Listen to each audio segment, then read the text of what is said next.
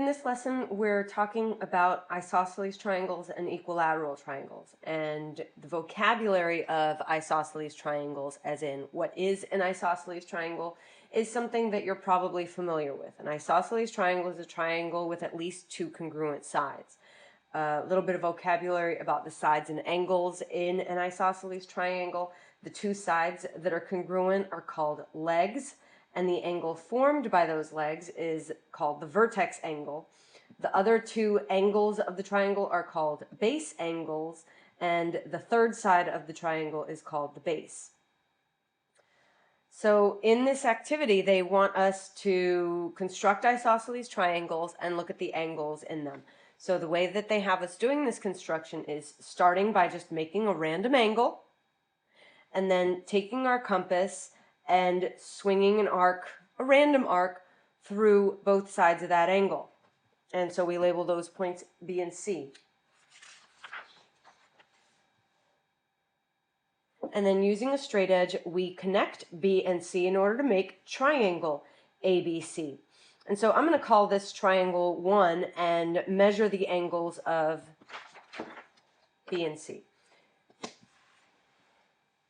So when I measure angle B, the sides of this triangle are so short that I have to use something to extend the angle, and when I do, it's 55 degrees. Okay, so this is 55.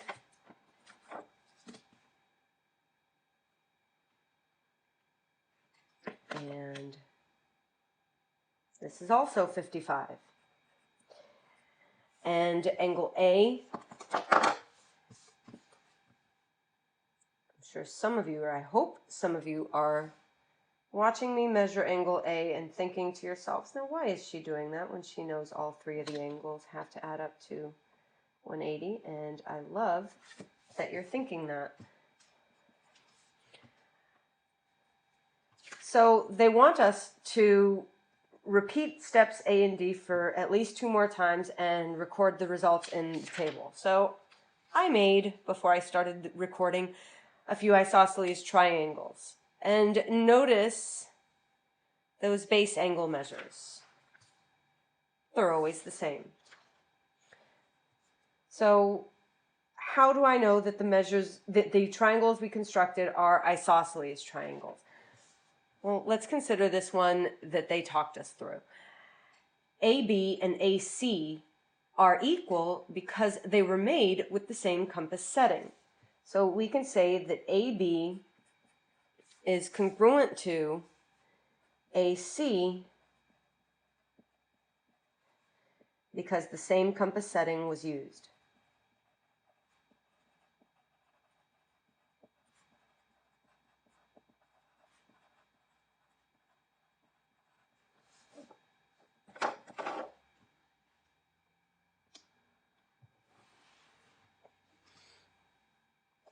So looking at our results, and let me jot them in the table real quick.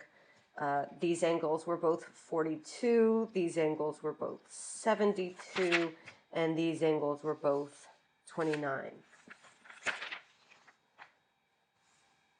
What conjecture can be made about the base angles, angles B and C? In an isosceles triangle,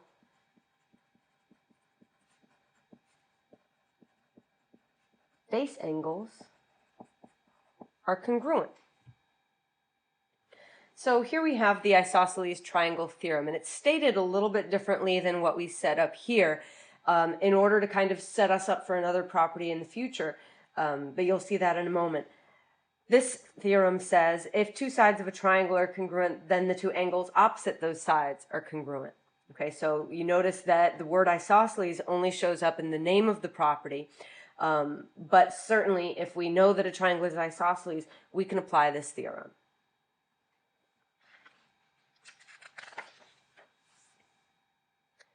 So now we're going to prove that.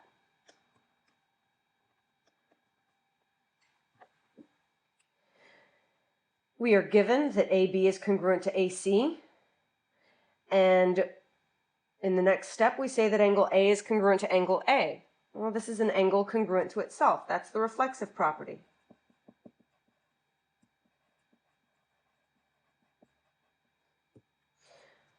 what they've taken here is said that CA is congruent to BA, and that's the symmetric property of equality. And the reason why they're doing that is because look at what our next step is. We're saying that these triangles are congruent. Triangle BAC and triangle CAB. And in order to show that two triangles are congruent, remember we just finished 2 modules on this. In order to show that two triangles are congruent, I need to show that 3 parts of them, at least, are congruent. And so what have we said here? We've said that CA was congruent to BA. We said that BA was congruent to CA. Well, I don't really need 2 hash marks. I know that they're congruent. And then they said that angle A was congruent to angle A. So why are these triangles congruent? Side, angle, side. Triangle congruence. And remember, if you're going further than just saying that the 2 triangles are congruent, you're using CPCTC. We set out to prove that angle B was congruent to angle C. And so that's how we're using CPCTC. So I said earlier that the way that they stated the isosceles triangle theorem was to set us up for another property. So remember what the isosceles triangle theorem says. It says if 2 sides of a triangle are congruent, then 2 angles opposite them are congruent. So in step 2 here, they're asking us to write the converse of that. So the converse would be if 2 angles of a triangle are congruent, then the 2 sides opposite those angles are congruent. And so now let's prove that. I know that angle ABC is congruent to angle ACB. I know that BC is congruent to itself, segment BC. That's the reflexive property. They're giving me the hint here that I'm using the symmetric property. So that's angle ACB congruent to angle ABC. And again, I'm going to draw the other triangle here so that I know what's what. This is angle A, this is angle C and B. We've said that this angle is congruent to this angle. Angle ACB is congruent to angle ABC. I said back here that segment BC was congruent to segment BC. So triangle ABC is congruent to triangle ACB. This time I used angle, side, angle. And there's multiple ways that you could have done this proof. But again, once I'm going further than saying that 2 triangles are congruent, here I'm using it to say that AB is congruent to AC. That's CPCTC.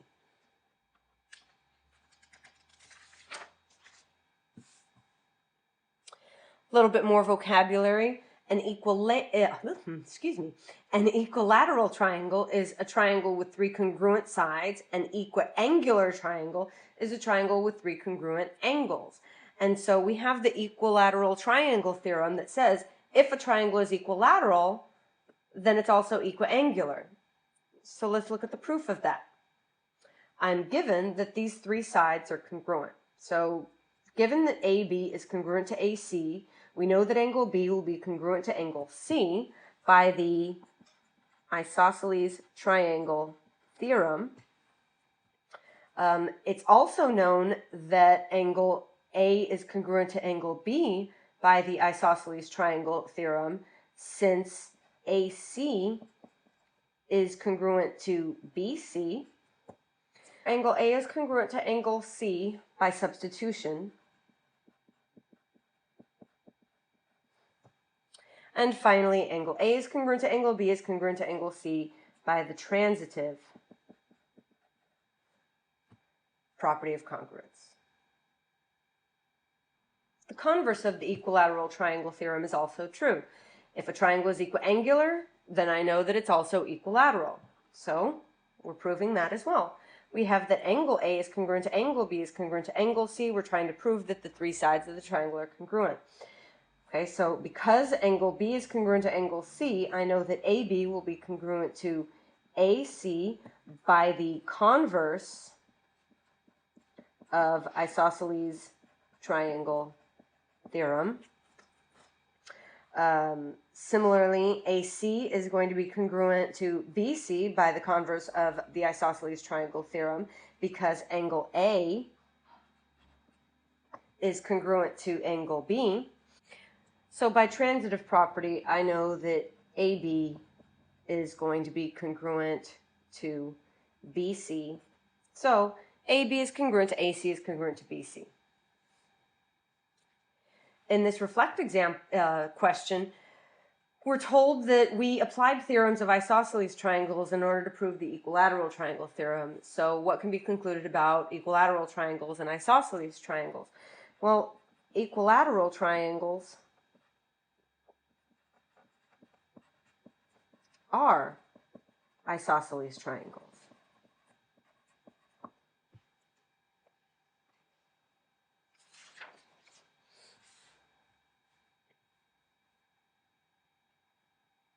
So now we're using these properties to solve some problems. In example 3, part A, we have that she is stitching and making an equilateral triangle. So that means all three sides are equal. And we know that AC is congruent to BC, so their lengths are equal. So that's why those expressions are set equal to each other. And then they solved for X. Notice what the question was. The question was, what's the length of each side of the triangle, so that X isn't our final answer. We have to take that 6 and plug it in order to work it out and find that the length of each side of the triangle is 31 centimeters. Similarly, in part B, notice what we're asked for. We're asked for the measure of angle T. So to find the measure of the vertex angle of the triangle, first find the value of X. So we know that the measure of angle R equals the measure of angle S, which equals X, because that's the isosceles triangle theorem. We know that the measure of angle R plus the measure of angle S plus the measure of angle T equals 180 degrees. That's the triangle sum theorem. And so when I substitute these expressions in for the angles, that's the equation I get. And when I combine my like terms, I get 5x. So this is a mistake. This is not the addition property of equality. This is just simplifying. When I divide both sides by 5, that's the division property.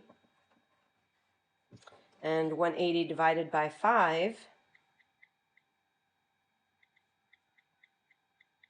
is 36. So the measure of angle T is 3 times 36, which is 108. Take a moment and work through the Your Turn below, problem 5.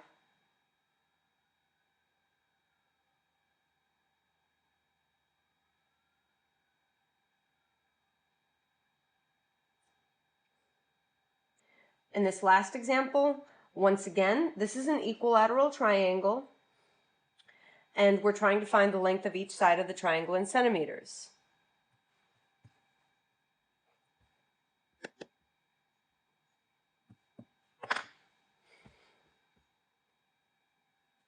In this last example, we have this Katie again, who is making these triangles, and they are still equilateral triangles. And we're asked for the length of each side. So just like in the previous example, finding the value of the variable doesn't mean you're done. You have to take that value and plug it back in. So because I know that these angles are congruent, and because I know this is equilateral, I can set these two expressions equal to each other. So 3/10 y plus 9 is going to equal 4/5 y minus 1. And I know it's tempting, and a lot of you don't like fractions, and so you want to convert everything to decimals. But I want to caution you that a lot of times that will lead you to a rounded answer that is close to your answer but isn't actually correct. So let's stick with these fractions, and tough through it. So hopefully last year in algebra, you were taught a method for how to rewrite the equation without fractions, to come up with an equivalent equation that has no fractions in it. And the way that you did that was multiplying the entire equation by the least common denominator. So the denominators in my equation are 10 and 5, and since 10 is divisible by 5, 10 is my common denominator. So I'm going to multiply every single thing in this equation by 10. So 3/10 of 10 is 3, so 3y, plus 90 equals 4/5 of 10 is 8y, and then minus 10. And now I have a much easier equation to solve. I subtract 3y from both sides. I have 90 equals 5y minus 10. Add 10 to both sides. I have 100 equals 5y. And when I divide both sides by 5, I get that y is 20. But please remember, you're not done. You have to take this and plug it back into one of these expressions, not necessarily both. Okay, so I'm going to plug it into this one and find that the length of AB is 3/10 times 20 plus 9. So this is 6 plus 9, which is 15 centimeters.